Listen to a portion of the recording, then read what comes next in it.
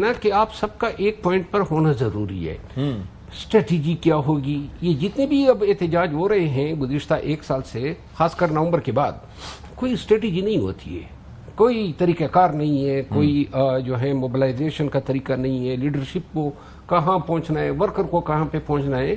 اور یہ جتنی تضادات کا شکار ہیں خصوصاً نومبر کے حوالے سے، وہ ایک کہہ رہے ہیں کہ ہم سڑکوں پر ہوں گے، دوسرا کہہ رہے ہیں ہم عدالتوں میں ہوں گے، تیسرا کہہ رہے ہیں خان صاحب نے ابھی فیصلہ نہیں کیا ہے.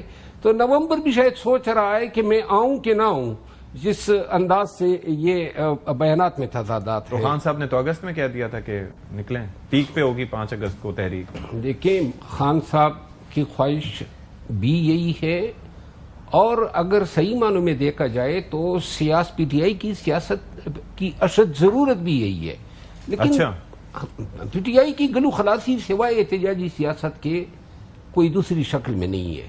لیکن مسئلہ ہے احتجاجی سیاست کرے گا کون؟ میں بار بار یہ کہہ چکا ہوں کہ پی ٹی آئی کی جو احتجاجی سیاست ہے، وہ طاقت یا وہ جو احتجاجی سیاست کی جو قوت ہے وہ انتہائی کمزور ہو چکی ہے. یعنی کہ یہ جو ابھی آپ نے رانا صاحب کا بیان سنایا کہ جی یہ اس دفعہ ہم اٹک پار بھی یہ نہیں کراس کر سکیں گے، میں یہ دیکھ رہا ہوں کہ جس طریقے سے یہ احتجاج کے معاملات پہ ڈیوائیڈڈ ہے. دوسری بات یہ ہے کہ سارے توقعات نئے وزیر اعلیٰ صاحب سے انہوں نے باندھ لیے ہیں. اب نیا وزیر اعلیٰ صاحب کو اتنے امتحان میں ڈالنا، پھر صوبائی حکومت کو جو ہے اس طریقے سے کنفرنٹ کرانا، میں تو نہیں سمجھتا ہوں کہ یہ چیزیں وزڈم پر مبنی ہے. اچھا ٹھیک، اس پہ آتے ہیں پھر.